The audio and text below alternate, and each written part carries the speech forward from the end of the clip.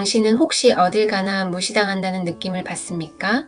존중은 힘을 쓰는 사람에게만 오는 대우입니다. 힘을 쓸 줄 모르면 어디 가나 무시당합니다. 그런데 당신은 왜 그토록 힘을 쓰는 것을 몰랐을까요? 그 답은 바로 힘이 없는 게 아니라 힘을 쓰는 법을 배운 적이 없었기 때문입니다. 그 결과로 경계 없는 사람으로 읽혔고 무시해도 되는 사람처럼 보였던 것입니다. 왜 힘쓰는 법을 배우지 못했을까요? 이는 어릴 때부터 힘과 권리가 박탈당했기 때문입니다. 권리를 주장하면 버릇없다고 혼났고, 싫다고 말하면 이기적이다고 비난받았고, 항의하면 맞았고 무시당했고, 그 어떤 감정도 드러내면 문제아처럼 취급받았고, 이런 환경에선 아이가 나에겐 힘이 없다는 인식을 내면화하게 됩니다. 그리고 그 인식은 성인이 된 후에도 그대로 작동합니다. 그래서 아무리 힘을 써도 내 힘은 별로 중요하지 않아. 누군가 내 경계를 침범해도 어쩔 수 없지. 이런 식으로 계속 참고 넘기게 되는 겁니다. 교회에 다니는 여성들이 많은데요. 어린 시절 힘을 박탈당한 상태에서 기독교의 자기를 부인하라, 섬겨라, 용서하라는 메시지를 그대로 받아들이면 이건 영적 진리가 아니라 자기를 더 억압하는 도구가 되기도 합니다. 원래 신앙은 자기 본질을 회복하는 길이어야 하는데 많은 경우 그 메시지가 왜곡되거나 이미 상처 입은 사람에게는 자기 말살의 길로 작동할 수 있습니다.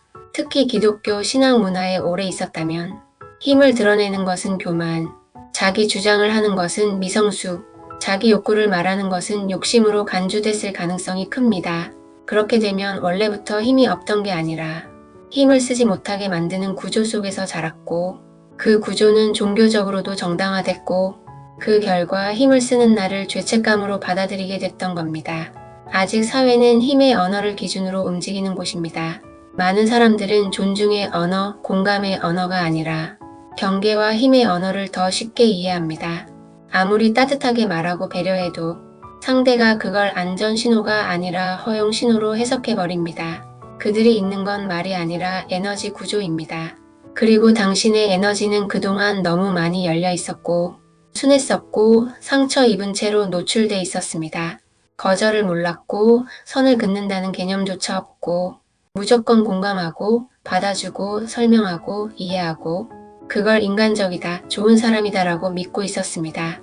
그런데 실제로는 그 에너지가 나를 무시해도 돼, 들어와도 되라는 무의식적 초대가 되었던 것입니다. 그리고 사람들 대부분은 그 틈을 느끼고 무례하게 무식하게 침입해왔던 것이고요. 눈을 마주치지 않고 말을 섞지 않는 식으로 애초에 접근의 틈을 차단하면 이상하게도 그렇게까지 막 침투해오던 사람들이 사라지고 당신은 생애 처음으로 내가 안전하다는 걸 몸으로 느끼게 될 것입니다. 눈을 마주치지 말고 말을 섞지 마세요. 많은 사람들이 모르는 진실은 사람과 사람 사이의 연결은 시선에서 시작된다는 것입니다. 눈을 마주치는 순간 이미 에너지가 흘러가 버립니다. 눈을 통해 들어오고 침투하고 연결이 열려버려요. 그걸 차단하는 가장 본능적이고 효과적인 방법이 시선 거절입니다. 시선을 피하는 건 나의 에너지를 보호하는 것이고 말을 섞지 않는 건 내 존재를 지키는 경계입니다.